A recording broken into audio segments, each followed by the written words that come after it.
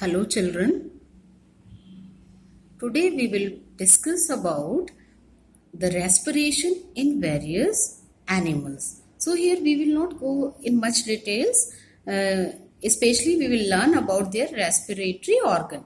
So in case of amoeba, we know that it is a single-celled organism. So amoeba respire through its outer membrane, that is plasma membrane, because it do not have any specialized respiratory organ, and it respire through diffusion. Not only amoeba, most of the lower form of the organisms respire by the process of diffusion only, because diffusion is what we already studied in class 9, that through diffusion the gas moves from higher concentration to lower concentration. But this diffusion process is not possible in case of human beings, because human beings are the complex organisms. So diffusion cannot meet the demand of oxygen throughout the body parts. As a result, human beings a well specialized respiratory system is found, in that with the help of blood the oxygen can be transported to different parts of the human body. Now in earthworm cutaneous respiration is found. Cutaneous means through skin. Its skin is always moist. Now aquatic animals, different type of fishes, actually they respire through gills, because they have to utilize the dissolved oxygen present in water, and these gills are also richly supplied with blood. From here, through the process of diffusion, oxygen enters through the water and CO2 is also thrown out from it. Respiration, it means the inhalation as well as exhalation. Paramecium also respire through the outer membrane as amoeba. And in insects like grasshopper, cockroach, housefly, they respire through spiracles. What are spiracles? These are actually tiny holes present in the side of the skin that are known as trachea also. Now respiration in human beings. Human beings respire through well specialized organ called lungs, because they have to use the molecular oxygen present in the atmosphere. Now come to the respiratory system. So first I will show you diagram, thereafter I will explain the different parts of respiratory system. So children, see this diagram. It is well labeled diagram of respiratory system. You can see nostrils are there, because through nostrils only air rushes out. Through mouth also air can be rushed, but it is safe to inhale through nose. I will explain it why. And thereafter you can see nasal chamber, because we are having two holes in the nose, through that air rushes into it. Then nasal passage is there. Thereafter pharynx. Pharynx we already discussed. Pharynx is a common for both air also and for food also. After pharynx, glottis is also found. Epiglottis, I will explain it also. Glottis, actually epiglottis is a lid-like structure. Then windpipe you can see. Larynx, before the windpipe or trachea, larynx, that is a voice box which produce sound. Thereafter lungs, the specialized structure of lung you can see. That trachea divides into two. Each enter in either side of the lung, left lung or right lung. Then this branching of trachea is known as bronchi. And you can see that bronchi also divided into numerous parts. You can see it, numerous branches. This is known as bronchioles. And at the base of each bronchioles, small balloon-like structures are present known as alveoli, which is the main part in the respiratory system, because here only exchange of gases takes place. Thereafter, diaphragm. Diaphragm is a dome-shaped structure. It helps in inhalation and exhalation. That also we will discuss. Now see this diagram once again. Thereafter, we will start it in details. As we have seen the diagram already. Now respiratory system. Group of organs which performs the function of respiration together known as respiratory system.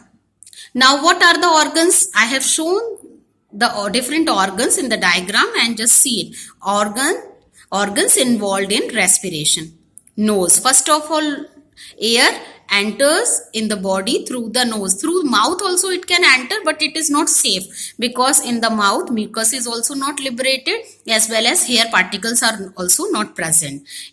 In nose, although small tiny hairs are present, so whenever dust laden air enters into the nasal chamber, here it is trapped and it cannot be inhaled.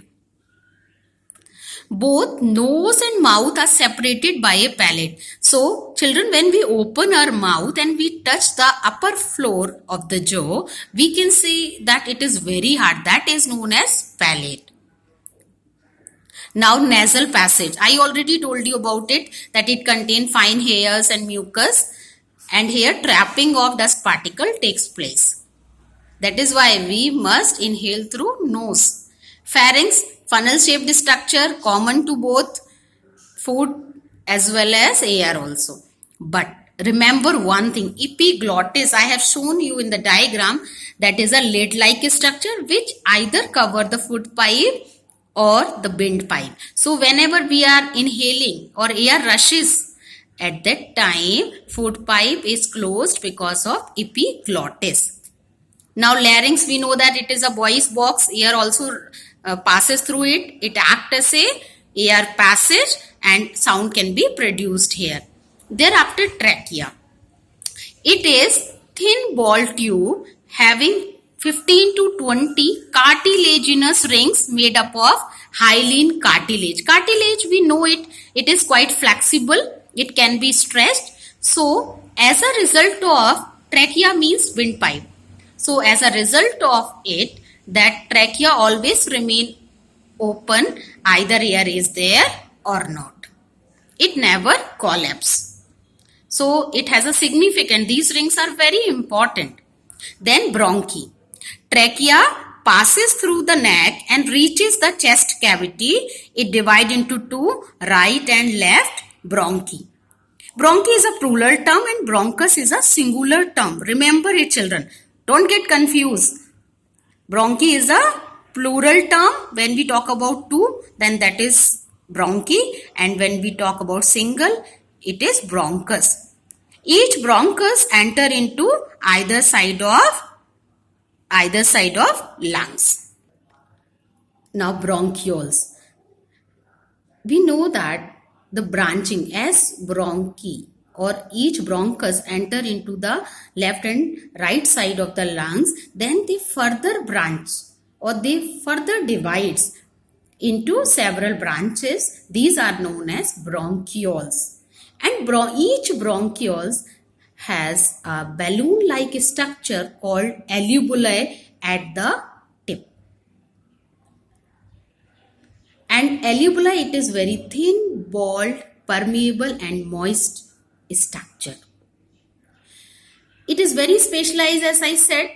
It is richly supplied with blood. Thus, exchange of gases occurs in alveoli. Children, millions of alveoli are found in each lung. We cannot imagine it. Now, lungs, the most important part. These are found in pair, means two, left and right side of the lung, situated in chest cavity or a thoracic cavity. These are actually a spongy organs and fluid is filled inside it, that is known as pleural fluid. And it is also covered by thin membrane called pleura. Lungs are protected in rib cage. We know heart and lung are protected in a rib cage. Now, diaphragm. It is a dome-shaped structure present below the lungs. It helps in inhalation and exhalation. It also separates the thoracic cavity or chest cavity from the abdominal cavity.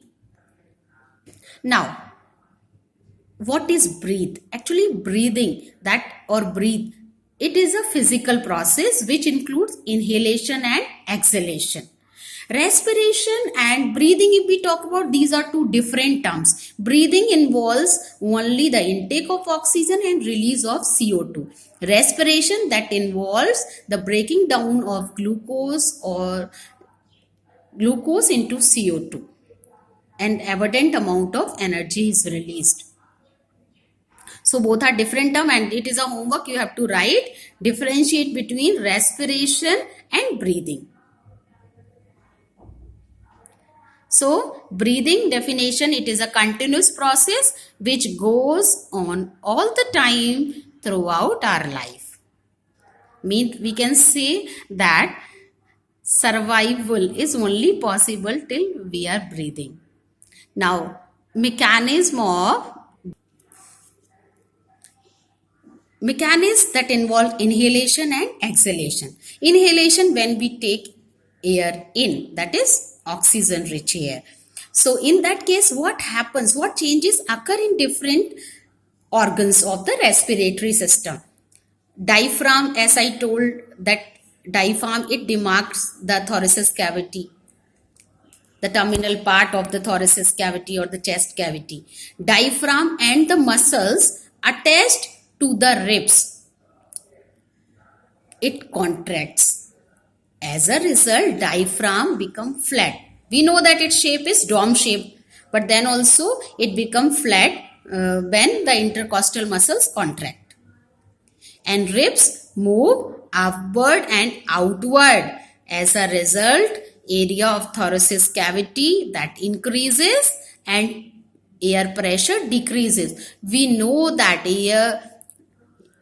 we can say that area is inversely proportional to the pressure.